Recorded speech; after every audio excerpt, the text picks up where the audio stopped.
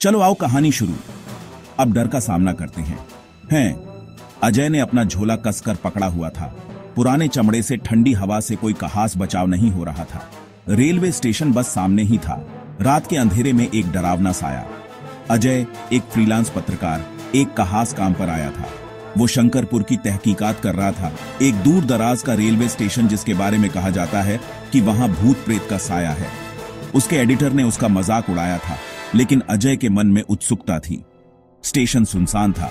Ticket counter पर कोई नहीं था। लकड़ी की बेंचों पर धूल की मोटी परत जमी थी। शायद बरसों से या दशकों से कोई उन्हें छुआ तक नहीं था। एक अकेला लैंप पोस्ट टिमटिमा रहा था, जिससे लंबी नाचती हुई परछाइयां बन रही थीं, जो मानो जिंदा हों। बस हवा की सीटी सुनाई दे रही थी, जो स्टेशन की छत के छेदों से गुजर रही थी। एक उदास अकेली आवाज। अजय की रीढ़ में सिहरन दौड़ गई। स्टेशन पर एक दबाव सा था, अनकही कहानियों और लंबे समय के गम से भरा हुआ। अजय ने अपनी नोटबुक निकाली। उसके साफ पन्ने आसपास की बर्बादी से बिल्कुल अलग थे। उसने अपनी नजर में आई बातें लिखी। उसका पेन उस भयानक सन्नाटे में एकमात्र आवाज थी। यहां कोई कहानी जरूर थी। वो इसे महसूस कर सकता था। उसे बस इसकी शुरुआत ढूंढनी थी। जैसे ही उसने चारों ओर देखा, उसकी नजर दूर एक छोटी टिमटिमाती रोशनी पर पड़ी। कोई या कुछ वहां था। मध्यम रोशनी अजय को स्टेशन के एक कोने में छिपे एक छोटे से चाय के स्टॉल तक ले गई। एक टिमटिमाते हुए केरोसिन लैंप ने एक बूढ़े आदमी के झुर्रियों वाले चेहरे को रोशन किया। उसकी आंखें अंधेरे में अंगारों की तरह चमक रही थीं। वो उबलते हुए केतली के ऊपर झुका हुआ बैठा था। अदरक और इलायची की खुशबू हवा में फैल रही थी। अजय सावधानी से पास गया। उसके होश हवाश पूरी तरह से काम कर रहे थे। चाय? बूढ़े आदमी ने पूछा। उसकी आवाज उम्र के कारण कर्कश थी। अजय ने सिर हिलाया और उसे दिए गए टूटे हुए स्टूल पर बैठ गया। जैसे ही बूढ़े आदमी ने गर्मा गर्म चाय डाली, अजय ने पूछताछ करने का फैसला किया। कहते हैं कि इस स्टेशन पर भूत है, उसने धीरे से कहा। उसकी आवाज एक फुसफुसाहट भर थी। बूढ़ा आदमी रुक गया। उसकी आंखें, जो अब एक अजीब से ज्ञान से भर गई थीं, अजय की निगाहों से मिली। कुछ कहानियां अनकही ही अच्छी होती हैं, बूढ़े आदमी ने आखिरकार कहा। उसकी आवाज धीमी थी, लेकिन अजय, जिसकी पत्रकारिता वाली आदतें जाग उठी थीं, जिद पर अड़ा रहा। एक आह भरते हुए बूढ़े आदमी ने एक ऐसी कहानी सुनानी शुरू की जिसने अजय को हड्डी तक हिला दिया। ये एक ट्रेन की कहानी थी। एक भूतिया साया जो हर रात दिखाई देता था। उसकी सीटी एक उदास चीख की तरह सुनसान स्टेशन पर गूंजती थी। कहते हैं कि ये आधी रात को आती है, बूढ़े आदमी ने फुसफुसाते हुए कहा। उसकी आंखें दूर पटरियों पर टिकी हुई थीं। एक बिना इंजन वाली ट्रेन, जिसकी खिड़कियां अंधेरी और खोखली थीं, जैसे मुर्दों की आंखें। उसने दावा किया कि ट्रेन दुर्भाग्य की सूचक थी, एक बहुत पुरानी त्रासदी की भूतिया याद। अजय सुनता रहा। उसके मन में शक और बढ़ती बेचैनी के बीच जंग छिड़ी हुई थी। जैसे ही स्टेशन के टावर पर लगी घड़ी में 12 बजे, प्लेटफॉर्म पर ठंडी हवा का झोंका आया। लैंप पोस्ट बुरी तरह टिमटिमाया और फिर पूरी तरह से बुझ गया, जिससे स्टेशन अंधेरे में डूब गया। और फिर दूर से अजय ने इसे सुना। एक धीमी गड़गड़ाहट जो पहले मुश्किल से सुनाई दे रही थी, लेकिन धीरे धीरे तेज होती जा रही थी। ये एक ट्रेन के आने की आवाज थी। उसकी लय अजीब थी, मानो अलौकिक। अजय ने अपनी सांस रोक ली, क्योंकि एक भूतिया ट्रेन एक अजीब हरी रोशनी में नहाई हुई अंधेरे से निकली। उसमें कोई इंजन नहीं था, कोई ड्राइवर नहीं था, बस खाली डिब्बों की एक लंबी लाइन थी जो पटरियों पर सरकती हुई प्रतीत हो रही थी। खिड़कियां अंधेरी थीं, जिनमें ट्रेन से निकलने वाली भूतियां हरी चमक के अलावा कुछ भी दिखाई नहीं दे रहा था। एक पल के लिए उनकी नजरें मिलीं, अजय और ट्रेन, एक खामोश बातचीत जिसने उसकी रीढ़ में सिहरन दौड़ा दी। ट्रेन अजय के सामने आकर रुकी। उसकी भूतिया मौजूदगी से ठंडी हवा का एक झोंका आया। वो डिब्बों के अंदर से धीमी आवाजें सुन सकता था, फुसफुसाहट और बुदबुदाहट जो उसकी रीढ़ में सिहरन पैदा कर रही थी। वो दूर देखना चाहता था, भागना चाहता था, लेकिन वो वहीं जम गया था। उसके पैर प्लेटफॉर्म पर जड़ गए थे। एक डिब्बे में झांककर अजय ने अंदर बैठे सायेदार लोगों को देखा। उनके चेहरे अंधेरे में छिपे हुए थे, लेकिन वो पुराने जमाने के कपड़ों में पुरुषों और महिलाओं की भूतियां आकृतियां देख सकता था। वो उसकी मौजूदगी से बेखबर लग रहे थे। उनकी भूतियां आंखें आगे की ओर घूर रही थीं। उनकी फुसफुसाहट तेज हो गई, जो उदास रोने और दर्द भरी चीखों में बदल गई। डर, कच्चा और मूल अजय को जकड़ लिया। वो चीखना चाहता था, भागना चाहता था, लेकिन उसकी आवाज उसके गले में फंसी हुई थी। उसकी नजरें एक भूतिया आकृति से दूसरी आकृति पर जाती रहीं। उनका दुख स्पष्ट था। उनकी पीड़ा उस हवा में गूंज रही थी जिसमें वो सांस ले रहा था। हवा सड़न की बदबू, खून की धातुई गंध से भर गई। ये उसकी कल्पना नहीं थी, ये असली था और ये बहुत डरावना था। भाग 5। दुर्घटना। डर और दुख के मिश्रण से कांपती बूढ़े आदमी की आवाज ने उस भयानक मंजर को तोड़ दिया।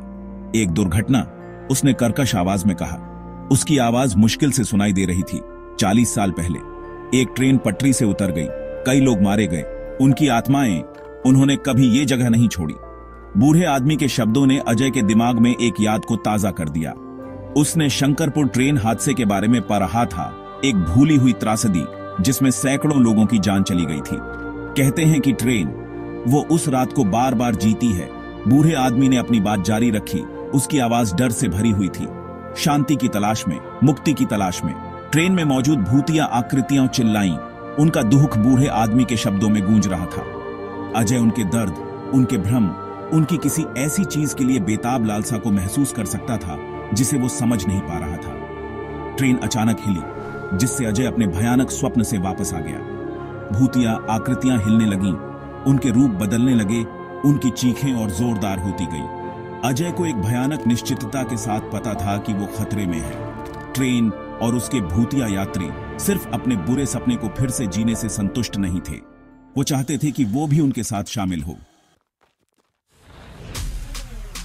सायेदार आकृतियां अजय की ओर बढ़ने लगीं। उनके रूप ठोस होते गए। उनकी आंखें एक ठंडी, बुरी रोशनी से जल रही थीं। वे भूतिया हाथों से उसके लिए पहुंचे। उनका स्पर्श अकल्पनीय ठंड और पीड़ा का वादा कर रहा था। अजय डर के मारे पीछे हट गया। उसका दिल उसकी पसलियों से टकरा रहा था। तुम यहां नहीं रुक सकते, बूढ़े आदमी ने चिल्लाकर कहा। उसकी आवाज आश्चर्यजनक रूप से मजबूत थी। उसने अजय का हाथ पकड़ा और उसे प्लेटफॉर्म के किनारे से दूर खींच लिया। भागो, यहां से निकल जाओ जब तक तुम कर सकते हो। बिना किसी हिचकिचाहट के अजय मुड़ा और भागा। ट्रेन के यात्रियों की भूतियां चीखें उसके कानों में गूंज रही थी। ट्रेन आगे बढ़ी। उसकी भूतियां सीटी रात में चीख रही थी। कंक्रीट प्लेटफॉर्म पर अजय के पैरों की उन्मत्त धमाकों के लिए एक भयानक विपरीत बिंदु। वो अपनी गर्दन पर भूतिया ट्रेन की ठंडी सांस महसूस कर सकता था। उसकी उपस्थिति उसे तेजी से दौड़ने तामसिक आत्माओं के चंगुल से बचने के लिए प्रेरित कर रही थी। अजय तब तक नहीं रुका जब तक वो हाईवे की सापेक्षिक सुरक्षा तक नहीं पहुंच गया। वो अभी भी दूर से ट्रेन की उदास सीटी सुन सकता था जो उस भयावहता की याद दिला रही थी। वो वापस मुड़ा। उसकी सांसें फूल रही थीं। उसका शरीर डर और थकावट से कांप रहा था। स्टेशन एक बार फिर अंधेरे में डूबा हुआ था। भूतिया ट्रेन गायब हो गई थी। अपनी सांस पकड़ते हुए अजय इस एहसास को दूर नहीं कर सका कि उसने एक भयानक रहस्य की सिर्फ झलक देखी है। शंकरपुर ट्रेन हादसे का क्या कारण था? भूतिया ट्रेन में सवार प्रताड़ित आत्माएं किसकी तलाश में थीं? क्या उन्हें कभी शांति मिलेगी? वो एक कहानी की तलाश में शंकरपुर गया था, लेकिन उसे कुछ और गहरा और कहीं ज्यादा डरावना मिला था। उसने अपनी नोटबुक निकाली।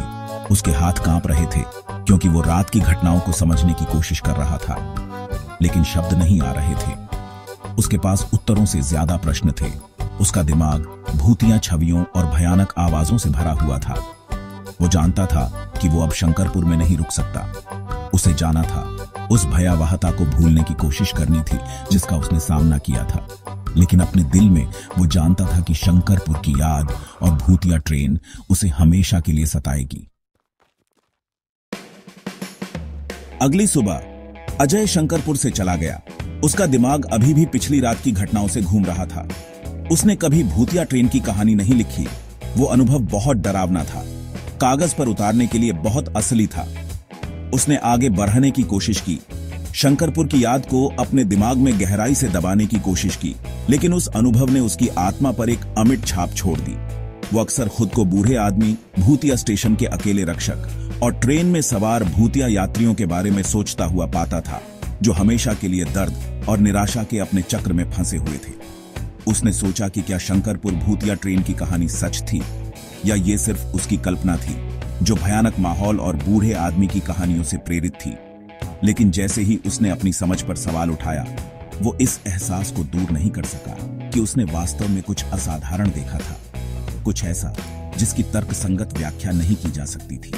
शंकरपुर की याद उसके साथ रही, एक भयानक याद दिलाते हुए कि कुछ रहस्यों को अनसुलझा ही रहने देना बेहतर है, कुछ कहानियों को अनकही ही रहने देना बेहतर है। और इसलिए शंकरपुर भूतिया ट्रेन की कहानी जिंदा है। सुनसान स्टेशन से गुजरने वाले यात्रियों द्वारा धीमी आवाज में फुसफुसाई जाती है।